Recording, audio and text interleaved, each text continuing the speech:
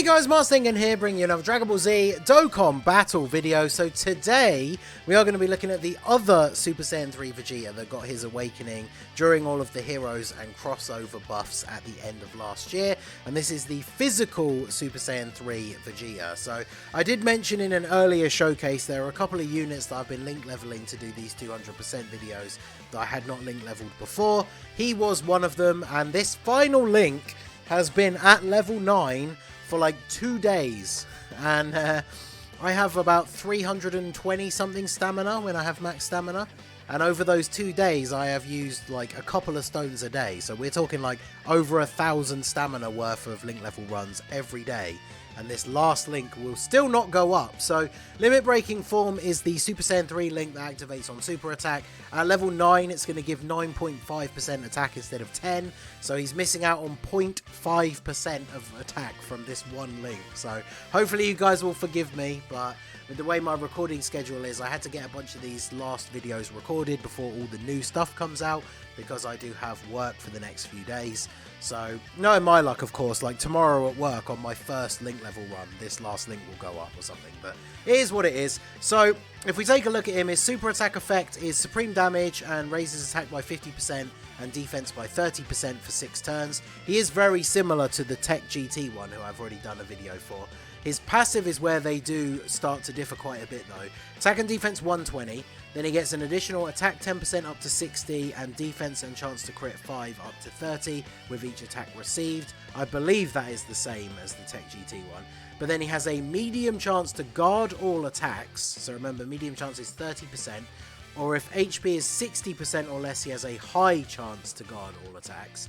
And then he reduces damage received by 40% when guard is activated. So against an int enemy, he will always be guarding, so he will have that 40% damage reduction, which is pretty good. And then, of course, outside of that, it all just kind of depends on whether or not the guard is going to activate or not. So on this rotation, we have 4 links active. We're starting off with 100k defense, nothing too crazy. Let's go ahead and just put him in slot 1, even though it does kind of screw over Martian Vegeta here, but we'll put him in slot 1 and see if he can actually get the guard. So we don't guard, but he takes double digits off the first normal attack.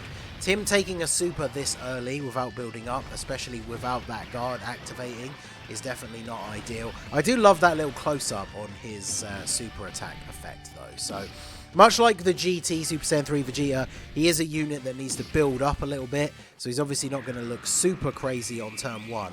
But this is always the problem with units that only have a chance to guard, is the fact that if it doesn't go off, then I mean, you saw there, like, this early in the event, it's not so bad taking the normal attacks, because we still took double-digit damage, but then you get hit with a super, and things start to not go quite so well. So we've already done a showcase on this team for the Tech GT Vegeta, but he is one of his best link partners. They share 6 links, I believe. His best link partners are literally the Tech GT Super Saiyan 3 Vegeta, and then we have the LR Angel Vegeta is actually a good link partner for him. Funnily enough, the STR GT Vegeta is as well. Obviously the STR one, not really runnable unless he gets an easy A.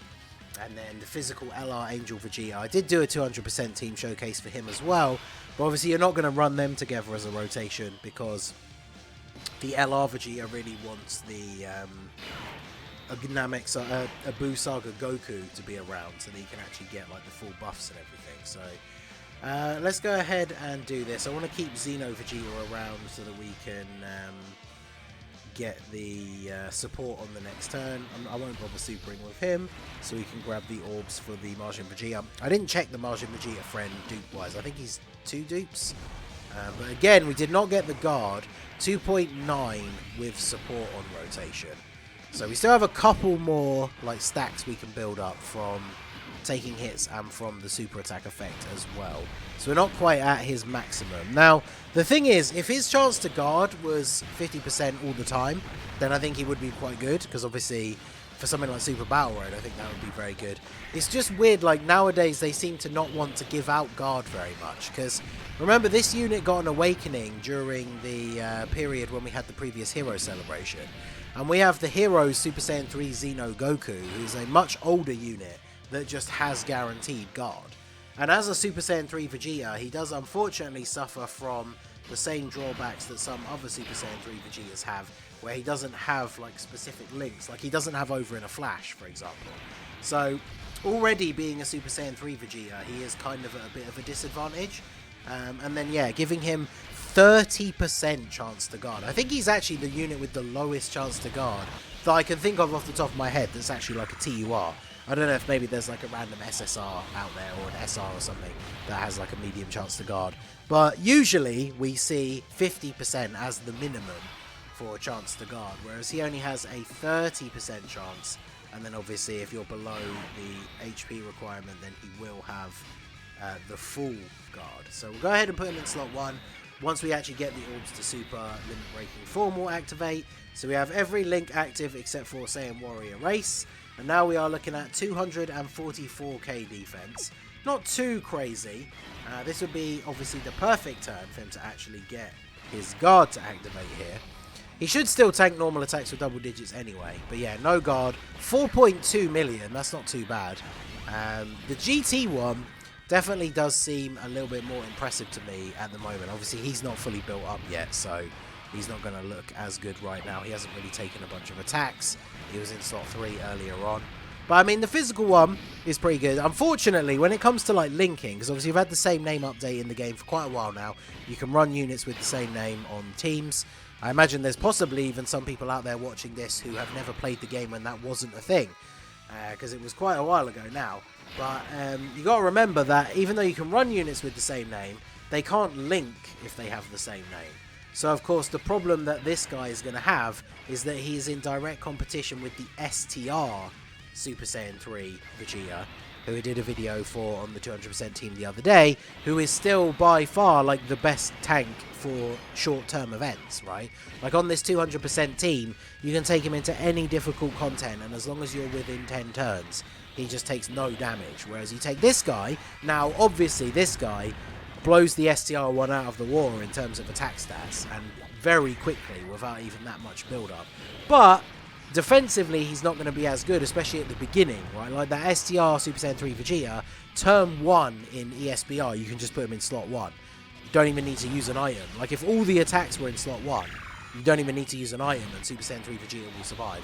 Whereas this physical Super Saiyan 3 Vegeta, turn 1 in Super Battle Road, 30% chance to guard is just not good enough. I would not put faith in that 30% chance, right? It's kind of like the whole 3 dodge argument, right? Like it's nice to have it, but I would never put a unit with 3 dodge in front of a bunch of attacks expecting the 3 dodge to save me, right? So like this turn is a really good example. Like I really want to put him in slot 1 here, because if the guard doesn't activate and we get super attacked, then we potentially die, which is going to be unfortunate in terms of the video, right, for the showcase. But I do really want to see what he's going to take from this, because we're getting the support from Trunks.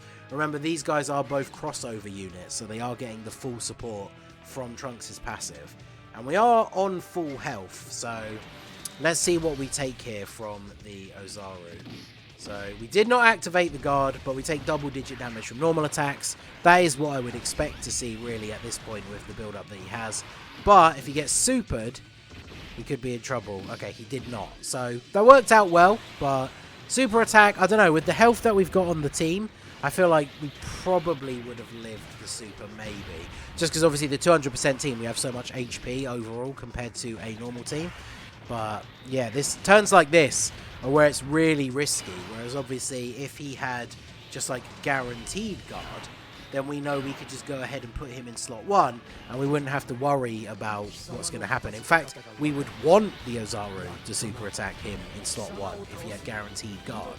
So obviously he's much better offensively than the STR Super Saiyan 3 Vegeta. When it comes to him and the Tech GT Vegeta, I think they are fairly evenly matched.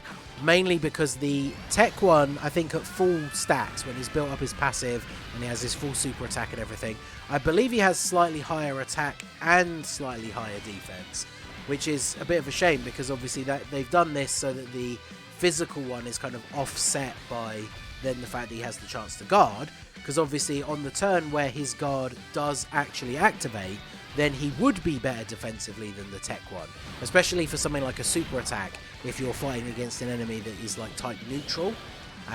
The only problem is 30% chance to guard is just too low. So he definitely can look good in the right scenarios. Now, here's where he's going to have a chance to shine a little bit, because now we're up against an int enemy, so this means we just guard all the time, right? Because physical guards against int. So, in fact, let's go ahead and put you in the middle. So we will grab these. Let me grab these, because what is tech? The tech one's defense. He's up to 316k, so he should be okay. Can't get a super for Martian Vegeta, which is unfortunate. We get the 3 orbs. We've got a Trunks on the team, so he's got the damage reduction anyway. So I will go ahead and get the nodes here, just so we can do a bit of extra damage. If I'd realised we were this close to the Dokkan attack, I guess I would have left the other Vegeta in slot 1. But the tech one, even if he gets a crit here, he's not going to kill. I put the physical one in the middle, because obviously there's more attacks there. So I want to see... I do really want to see Goku super attack the physical one, because obviously his guard is going to be active, so he's going to have the damage reduction. I want to see if he will actually take like double-digit damage from a super, because the attack stat is not so bad. And then, yeah, we're not taking any damage from the normal attacks, so that's fine. And then, of course, he saves his super for the end for Martian Vegeta. So, did not manage to get all the orbs, but we have the damage reduction from the passive. So, obviously, we do take a bit of damage. That is my 55% one in the final slot. But we survived the turn, so it is perfectly fine. We are getting kind of unlucky with the orbs for the Martian Vegeta rotations, at least. We haven't been able to get 6 orbs for these Vegetas, I don't think, a single time. So I'm going to go ahead and use the Princess Snake here. It's probably not the best item to use on this particular scenario, but I want to use that one because it's only for 1 turn. I want to see the physical Vegeta again on the next turn without being affected by having any like extra defense or damage reduction or anything. So we use the Princess Snake just because it is only a 1-turn item. We did get the 3 orbs with Tech Martian Vegeta, so he does at least have effective against all types, so he can still do some reasonable damage. And then obviously with the item active, he didn't get the guard, but he's going to be able to tank that fine thanks to the damage reduction from Princess Snake. And then STR Trunks is actually pretty solid overall, even when there's not a load of crossover allies. See, this is the perfect turn. Look at this. This is where you go ahead and put him in slot 1. So now we have every link active except Saiyan Warrior Race again. We've got the 40% buff from Xeno Vegeta. So we are looking at 253k defense. Grab this for you. And then, yeah, I mean, he should tank all of this for just double-digit damage, basically. And I really do want to see him get supered. But hey, there we go.